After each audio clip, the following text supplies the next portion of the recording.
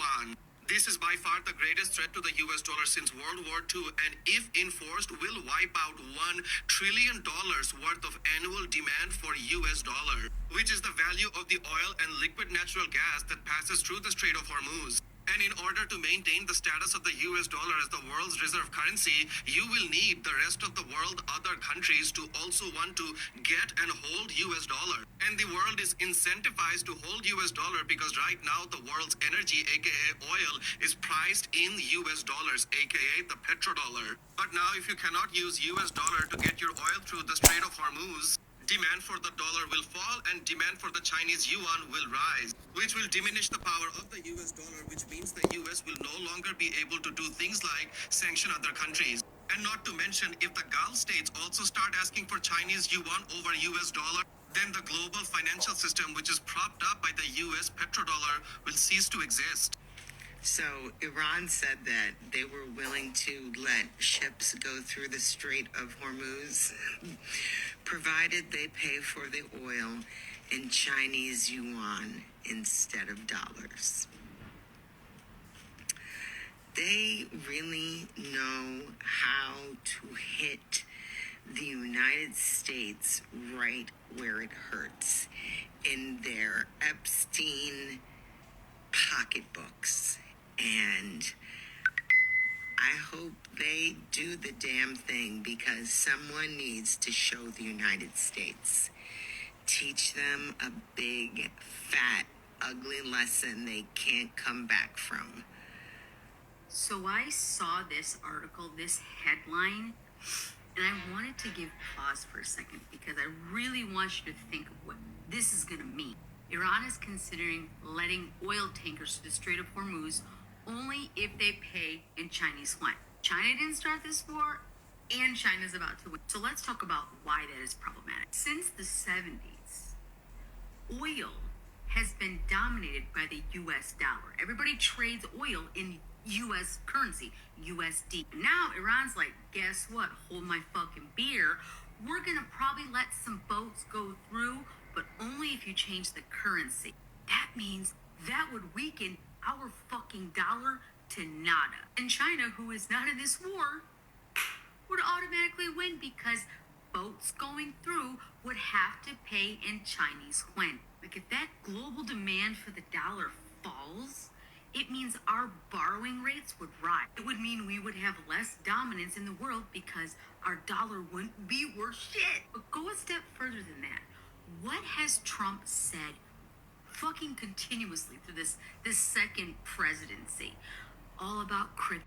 All right, so Iran has come out and said they are opening Strait of Hormuz. Countries are allowed to supply their oil, but on one condition, that is they trade using Chinese yuan.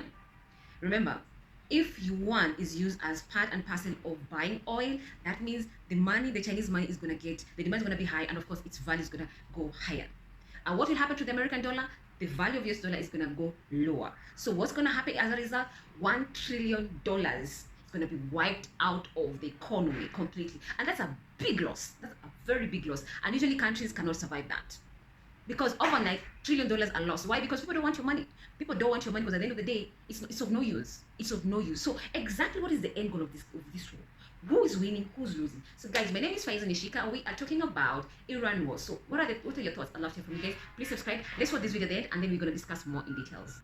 So I saw this article, this headline, and I wanted to give pause for a second because I really want you to think of what this is going to mean. Iran is considering letting oil tankers through the Strait of Hormuz only if they pay in Chinese yuan. China didn't start this war, and China's about to win. So let's talk about why that is problematic. Since the 70s, oil has been dominated by the US dollar. Everybody trades oil in US currency, USD. Now Iran's like, guess what? Hold my fucking beer. We're gonna probably let some boats go through, but only if you change the currency. That means that would weaken our fucking dollar to nada. And China, who is not in this war, would automatically win because boats going through would have to pay in Chinese yuan. Like, if that global demand for the dollar falls, it means our borrowing rates would rise. It would mean we would have less dominance in the world because our dollar wouldn't be worth shit. But go a step further than that. What has Trump said fucking continuously through this second presidency? All about crypto, all about decentralized banks. So he knows that if they go through the Strait of Hormuz and they've got to trade in yuan and weaken the US dollar, he does not give a fuck. Why do you think he has money all over the world? Why do you think he started a crypto company? Why do you think that's happening? Because he's trying to decentralize the dollar and make it worth nothing. It would reduce power of US sanctions over oil. China's gonna gain leverage over the oil. The Petro Dollar system, she gone. And the kicker, military presence in the United States would be more prevalent because, as you know, our Navy kind of protects that. But if it's, it's no longer an issue because the US dollar, we would have more of a political stance in the military in the Strait of Hormuz. This is all intentional. 20% of the world's oil flows through there. 20%. And if it's no longer in the US dollar and it's in Chinese yuan, that gives them more leverage. From that article, this is what I want you to take away. If oil flowing through the Strait of Hormuz were mostly traded in Chinese yuan instead of the US dollar, the biggest change wouldn't be the oil itself. It would be who controls the financial plumbing of global energy. The shift would move from economic power from Washington to Beijing. Because we just took a whole bunch of fucking oil from Venezuela and that didn't seem to go anywhere except for Qatar bank accounts. He's playing fucking risk. And he's dumb at it. He's going to use our military forces against it. We're not being told all the information, and that's intention. Our media's being suppressed. Weakening the US dollar as a fucking boomer who's about to cut Earth is a dick move. And he knows it. He doesn't care how many of our sons and daughters die for it. Period. What is the fate of the Petro Dollar? A senior Iranian official told CNN that Tehran is considering allowing some vessels to pass through the Strait of Hormuz, with one caveat, that all transactions for cargo, that includes oil, are settled in Chinese yuan and not the US dollar. Such a move would circumvent the decades-old petrodollar used by oil exporting countries to settle transactions. The petrodollar is a major reason why the US dollar is the world's reserve currency and also helps maintain dominance of the United States by creating more demand for US dollars. The petrodollar system dates back to 1974, when Saudi Arabia agreed to sell its oil in US dollars, helping stabilize the US economy after the Vietnam War and the end of the gold standard. Sanctioned oil producers like Russia, Iran, and until recently Venezuela challenged the petrodollar, opting to use other currencies. Iran's effective closure of the Strait of Hormuz that normally handles around 20% of global oil and gas supply has caused what the International Energy Agency says the largest disruption in the history of global oil markets. If Tehran moves forward with this plan, it could further weaponize one of the world's most critical energy choke points, not only militarily, but also financially, experts say. It's caused energy prices worldwide to skyrocket, and we've even seen prices of things like fertilizer, jet fuel, and polymers increase. But a new risk has emerged. Could the world be moving towards a petro-yuan?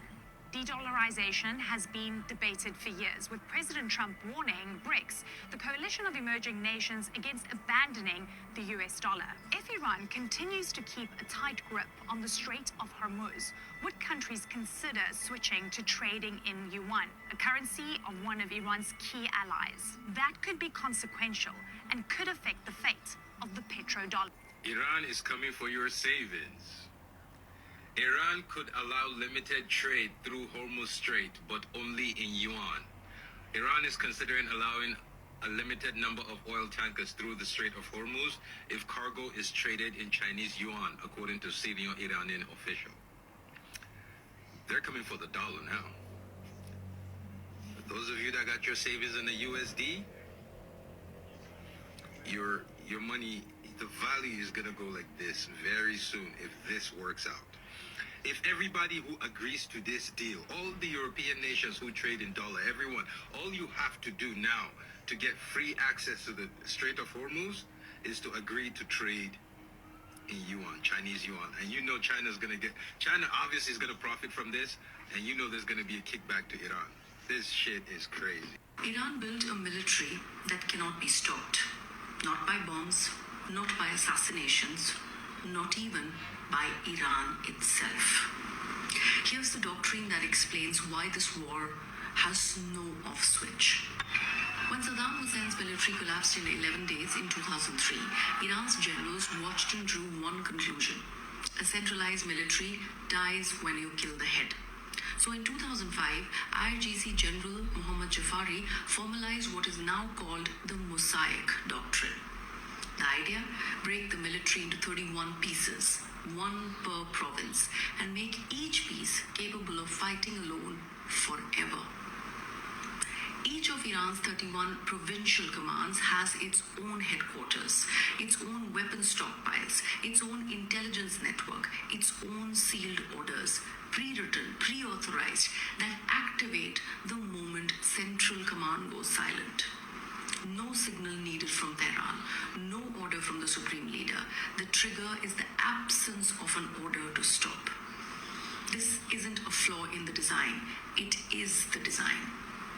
On February 28th, Israel and the US struck Iran's leadership infrastructure in what they called Operation Epic Fury. Khamenei was killed.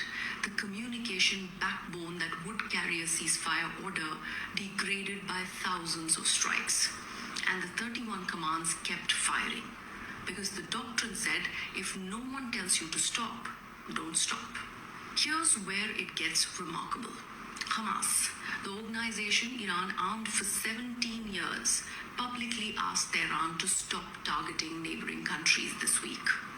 The axis of resistance is arguing in public for the first time since it was created. Because even Iran's own proxies now understand what the doctrine's designers never built in. There is no off switch. The machine was built to survive without an operator. The operator is gone, and the machine is running. This is not a war Iran is winning. This is a war Iran can no longer end. Iran is just playing around right now. So Iran said to the United States, don't bomb Karg Island. If you do that, that's going to be a red line. So the United States bombed Karg Island anywhere, and that's where Iran has 90% of their oil exports go through. And Iran said, okay, bet. So Iran attacked a port in UAE and Oman, oil refineries, literally rendering the area kind of neutral. So there's no real way to bypass the Strait of Hormuz at this point with these two last final attacks in Oman and the UAE. And then Iran responds, just to add insult to injury, with, you know what, actually, you can send boats to the Strait of Hormuz as long as that oil is traded in Chinese dollars, the Chinese yuan. In case you don't know, this is why we went into Venezuela. We went and kidnapped Maduro and all that because he was planning on trading his oil in Chinese dollars. Why is this important to the United States? Because the United States dollar is only strong because we made deals years ago, decades ago, that said all oil trade will happen in the USD. And if oil trade is not happening in USD, that thus means the power of the US dollar is therefore weakened, making our dollar less valuable, making us less of a world threat, making us more or less financially go into a crisis, a recession, if you will. Everyone who knew about the Middle East and Iran knew that this was going to happen, except for Trump and friends, because DEI hires don't really know what they're doing, and clearly Trump and friends are DEI hires because they are not qualified, have no background, but it looks like because of Trump's age and, I don't know what's going on with Pete Hegseth, I don't know what's wrong with him, why he got hired, but because of these, whatever categories they fall into, we are now in this morbid situation where our gas prices are going to go through the roof, and the power of the US dollar is most likely going to diminish very soon. This is absolutely terrifying. Just in case you didn't know, this is actually my first time witnessing this type of destruction on this level of the United States currency and our stance on the world front. But it's interesting to watch it happen. It's a shame that I have to be here because I didn't vote for any of this, and I don't know how to get off this ride. But Y'all have a good day. Good luck out there, because apparently there are sleeper cell agents that we know that are here, but we're not deporting them. Have a great day. I am trying to wrap my mind around why these people thought it was a good idea to attack Iran. Iran is tearing them up. Hey, they are tearing up. I mean, people are not even safe in the boom boom shelter. There was a synagogue that had a boom boom shelter underneath the synagogue, and all those people went underneath into the boom boom shelter, and they still died. Whatever these boom booms are, they are hitting them. Them shelters look like paper. I don't understand why they thought this was a good idea. Iran is out here humbling everyone. Donald Trump did not just take down America. He took down the West. That's what he did. He took down the West with him. The whole Western world is being humbled right now, and they can't even do anything because this motherfucking moron is up here threatening trade deals and tariffs and all this shit. Man, the rest of the world need to cut us off. just cut us off so that you don't feel the wrath or the consequences or the vengeance that is Iran. They are strategic. They're not just booming indiscriminately. They are strategic. It's like a scalpel. They are holding the world accountable for is not real. Well, they're holding the Western world accountable for is not real. They are tearing them up. Huge miscalculation. And then on top of that, Netanyahu is still missing. Now, there's reports where he was boom boom on the 11th. They tried to fly him to other countries. Other countries denied him except for Germany. And then they put him in an induced coma. And they're saying that he succumbed to his injuries. But nothing has been confirmed. Netanyahu, 40 years you went after this country. You used this country as a boogeyman. And now look at you. If he ain't hiding, he gone. Was it worth it? Was it worth it? You should have picked jail. That's what you should have picked. Jail. And Jared Kushner, you got some explaining to do. Because you the one was in his ears telling him that he should do this. Jared Kushner. And the rest of the Arabic nations that have not done anything to help the people in the land of Canaan, the ones that were on their knees for this country, the one that was using this country for mullah, y'all got some comeuppance coming too. Because Iran says it doesn't fucking matter. If you let these people use your land to attack us, we coming for you. UAE, we coming for you because y'all just did that shit in the island. I forget the island's name. They bombed one of the islands, and America did it from UAE. Iran is saying, we don't give a shit. We coming, and y'all better be ready because we told y'all, do not fuck around because you will find out that they are tearing them up. Holy shit. Turns out there's a lot of reason why Iran should hate us. We took their freedom. And we don't get told that. And so Americans get fed this false objective, story, particularly about global South countries, Muslim countries, African countries, that makes you believe a false narrative that tries to justify our actions. Iran has reasons to hate us since 1953. We overthrew their government. We took away their freedom and imposed a Shah on them. Why do they have the Shah of Iran? That's what got me interested in news. And then this story. Ayatollah Khomeini. Khomeini, he was always there. You're like, yeah, this evil dude. And we were just told he's just evil. But what we weren't told is that when the Shah was in place for 20-something years, as he's brutally, viciously oppressing his people, the organizing against him took place in mosques. It's the only place that people could meet without being surveilled. So it became a religious-led movement because of that. We are the reason that the religious people, the religious Muslims in that case, it's a majority Muslim country, they're the ones who were organized to overthrow the Shah. That's why we had mullahs. We had mullahs because of us. And we don't get told that because that's an inconvenient narrative. That guy dies, this guy Khomeini takes over. We're just told he's just diabolically evil. Now, I'm not saying that regime is not bad. But by the way, our regime is not good. Our regime has secret police. They have secret police. Our regime is oppressing women, taking away abortion rights, taking away women's rights in like 26 states, some states where they're trying to have the death penalty for having an abortion. They also oppress women. They have the highest rate of women who are in STEM careers. We're kicking women out of the military, out of university. We're saying that DEI means women can't be hired for high positions in the sciences. We're marginally better. And we're doing it for Christianity, they're doing it for Islam, right? So it's like we don't get told those things because it would take away the kind of American exceptionalism narrative that makes it easy to take our people and send them off to die in a war that we have nothing to do with, that we don't want. And so I have a problem with the news media not providing context so people understand why these oligarchs are sending our kids off to die in Iran. Why are we doing what Israel says? We need context around that.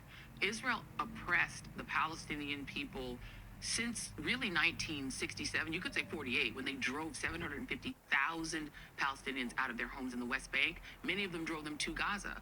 These people grew up in refugee camps. They've never had their own state, the state that was promised to them by the UN. They're living in an open air prison where they can see the sea, they can see the beautiful ocean, but if they go out into it, an Israeli warship might actually shoot and kill them. That happened when Ayman Mohyeldin, my colleague, was standing on the beaches of Gaza. Some kids were kicking around a soccer ball and they got shot dead by an Israeli warship that killed them in front of him. And what happened was his coverage of it and his passion as a half Palestinian person himself, he is considered the bad guy, that he's not objective. You know, that's what objectivity does to us. So I feel like the news media is failing because they're not telling us why people are doing things. The context that you're talking about, because the context is so important in how it's delivered. And you said something too, the inconvenient truth. We're not getting the full picture because it's an inconvenient truth. So who the heck is running the media to where you're trying to, why is it an inconvenient truth? Because I found that interesting. You said that, like, who's it inconveniencing? Oligarchs. Yeah. You know, we have oligarchs just like Russia has oligarchs. They own our media. Jeff Bezos, the Ellison brothers, what's his name? Mark Zuckerberg, who owns Facebook and Meta.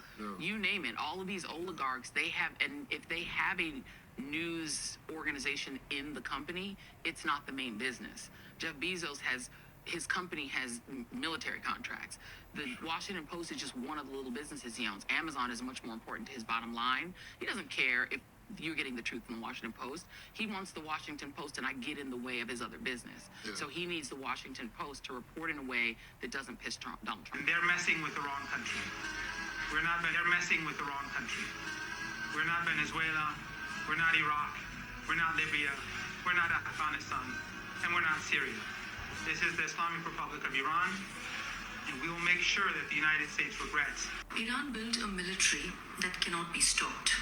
Not by bombs, not by assassinations, not even by Iran itself. They are asking other countries to come and help them so that the Strait of Hormuz remains open, which, of course, from our perspective, it is open.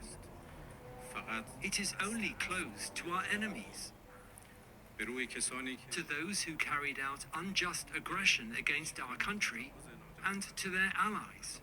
I am trying to wrap my mind around why these people thought it was a good idea to attack Iran. Iran is tearing them up.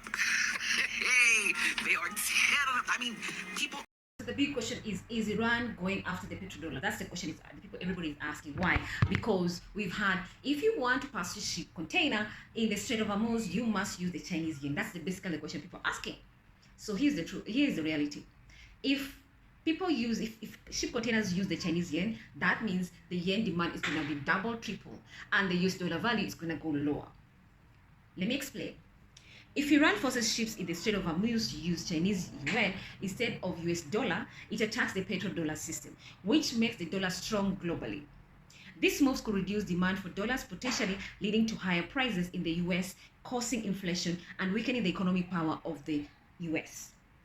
So, what is the petrodollar? That's a question people are asking. Some people don't understand that, so I'm going to explain to you exactly what is the petrodollar. For decades, the world has bought oil, that is the petrol, using US dollar. This makes every country need dollar, keeping the US dollar powerful. So in order for you to make transaction, especially when you're buying oil, you must use the dollar. And this policy came into a reality after the World War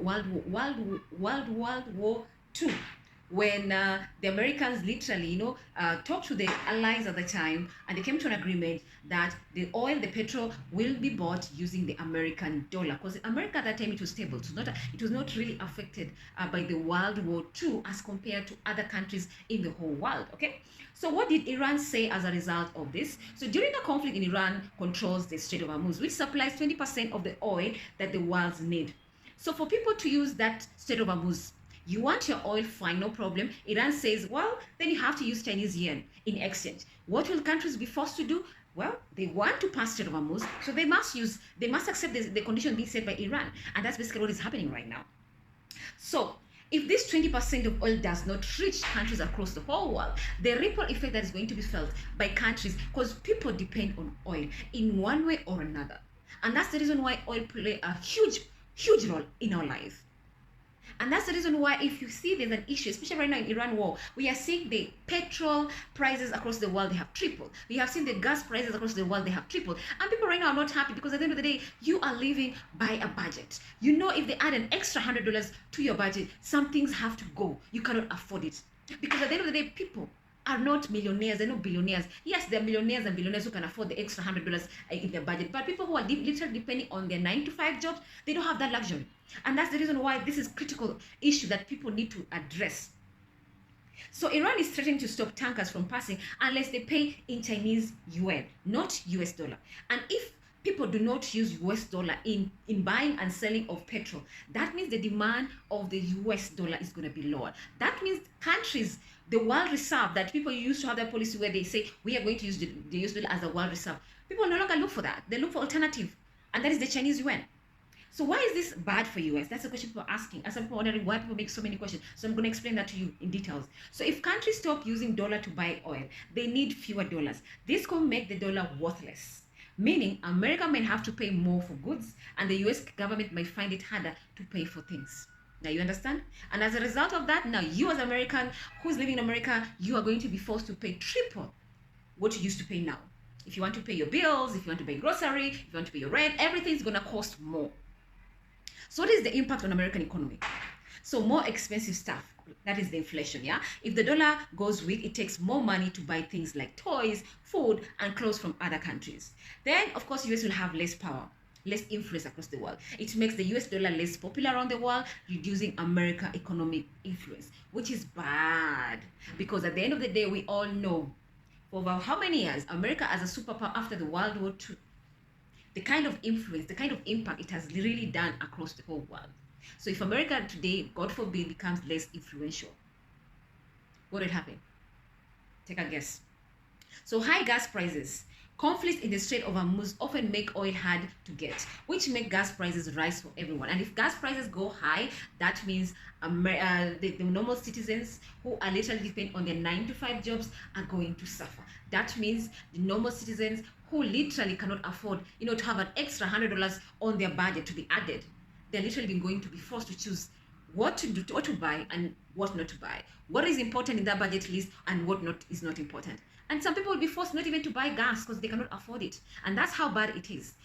So when America becomes less powerful, because the US dollar is less popular as a result of this, the Petro Dollar, yes, because people are not buying petrol using US dollar, they're using Chinese yuan. So even the influence of America across the whole world is going to be less, meaning that America will be forced to go into their pocket to buy stuff at an extremely higher price because the demand of US dollar is less. So it's going to be expensive. And the ripple effect will be passed down to the consumer, who will be forced to pay triple for what they used to pay today. So as a result, they to reach an inflation rate that is so high that sometimes it might even make the economy of America collapse. That's how bad it is. And that's the reason why you cannot afford to lose out as a petrodollar nation. And that is the US dollar, cannot lose out on that. Guys, I'd love to hear from you guys. What are your thoughts? What are your thoughts? Please subscribe to my channel. My name is Faiza Nishika, and yes, this is my channel. I'd love for us to grow together and learn together. What are your thoughts? I'd love to hear from you guys.